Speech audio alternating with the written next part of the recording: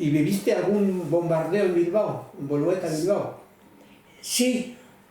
Cuenta eso también. Uno. Cuenta. Sí. Es más, yo vi como un ruido y tal, y vi como iba una especie de... ¿Cómo se llaman esas? En las casas arriba, que tienen como una torrecita. Vi como ¡bah! Le pegaba a la torre y iba por el aire. Y cuando nos estábamos metiendo mi madre y los tres a un refugio, a una bodega. En Bilbao eso. Sí, en Bilbao.